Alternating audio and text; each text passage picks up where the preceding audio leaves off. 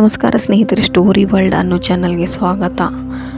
ನಿಮ್ಮ ನೆಚ್ಚಿನ ವಿಘ್ನಹರ್ತ ಗಣೇಶನ ಬಗ್ಗೆ ನಿಮಗೆಲ್ಲರಿಗೂ ಗೊತ್ತೇ ಇದೆ. ಆದರೆ ಇದರಲ್ಲಿ ಒಂದು ವಿಶೇಷ ಕಥೆ ಇದೆ. ಆ ವಿಶೇಷ ಕಥೆಯನ್ನು ಈ ವಿಡಿಯೋದಲ್ಲಿ ನಾನು ಹೇಳುತ್ತೇನೆ. ಗಣೇಶನಿಗೆ ಕಾರ್ತಿಕ ಎಂಬ ಕಿರಿಯ ಸೋದರನಿದ್ದನು. ಇಬ್ಬರು ಅನ್ಯೋನ್ಯವಾಗಿದ್ದರು. ಇತರರು ಎಲ್ಲ ಒಡ ಹುಟ್ಟಿದವರಂತೆ ಅವರು ಜಗಳವಾಡುತ್ತಿದ್ದರು.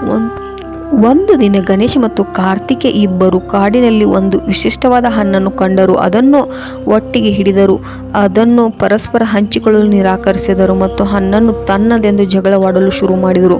ಕೈಲಾಸ ಪರ್ವತ ತಲುಪಿದ ಇಬ್ಬರು ಈ ವಿಷಯವನ್ನು ಪಾರ್ವತಿಗೆ ಹೇಳಿದರು. ಆಗ ಶಿವನು ಸವಾಲನ್ನು ಹಾಕಿದನು. ಹಣ್ಣನ್ನು ಗುರುತಿಸಿದವರು ಮತ್ತು ಅದನ್ನು ಕಿತ್ತವನಿಗೆ ತಿನ್ನುವಾಗ ಅಮೃತವನ್ನು ಮತ್ತು ವ್ಯಾಪಕವಾದ ಜ್ಞಾನವನ್ನು ನೀಡುತ್ತೇನೆ ಎಂದು ಹೇಳಿದ. ಅದನ್ನು ಯಾರು ಪಡೆಯುತ್ತಾರೆ ಎಂಬುದು ಆಯ್ಕೆ ಮಾಡಲು ಶಿವನು ಒಂದು ಸವಾಲನ್ನು ಹಾಕಿದನು.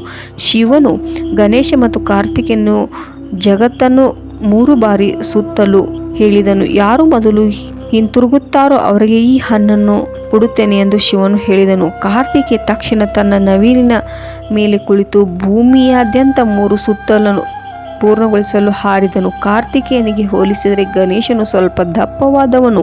ಅವನು ಮುದ್ದಿನ ಇಲಿ ಇಷ್ಟು ವೇಗವಾಗಿ ಹೋಗಲು ಸಾಧ್ಯವಿರಲಿಲ್ಲ. ಶಿವನು ಸವಾಲನ್ನು ಸರಿಯಾಗಿ ಆಲಿಸಿದ. ಗಣೇಶನು ಶಿವ ಮತ್ತು ಪಾರ್ವತಿಯ ಸುತ್ತಲೂ 3 ಸುತ್ತುಗಳನ್ನು ಸುತ್ತಿ ಪೂರ್ಣಗೊಳಿಸಿದನು. ಶಿವ ಇದನ್ನು ಪ್ರಶ್ನಿಸಿದಾಗ ತಂದೆ ತಾಯಿಯ ನಿಜವಾದ ಪ್ರಪಂಚ ಅವರನ್ನು ಸುತ್ತಿದರೆ ಪ್ರಪಂಚವನ್ನೇ ಸುತ್ತಿದಂತೆ ಎಂದು ಹೇಳಿದನು. ಶಿವನನ್ನು ಗಣೇಶನ ಬುದ್ಧಿವಂತಿಕೆಯೆಂದು ಗೆದ್ದು ಪ್ರಭಾವಿತನಾದನು. ಹಣ್ಣಿನ ಮೂಲಕ ಅಮೃತತ್ವ ಹಾಗೂ ಜ್ಞಾನವನ್ನು ಪಡೆದನು. ಈ ಕಥೆಯ ಪ್ರಕಾರ ನಮಗೆ ತಿಳಿಯುವುದೇನೆಂದರೆ, ನಿಮ್ಮ ಬುದ್ಧಿವಂತಿಕೆಯನ್ನು ಬಳಸಿದರೆ ಪರಿಸ್ಥಿತಿಯನ್ನು ಅಚ್ಚುಕಟ್ಟಾಗಿ ಗೆಲ್ಲಬಹುದು ಎಂಬುದಕ್ಕೆ ಈ ಕಥೆ ಉತ್ತಮ ಉದಾಹರಣೆಯಾಗಿದೆ.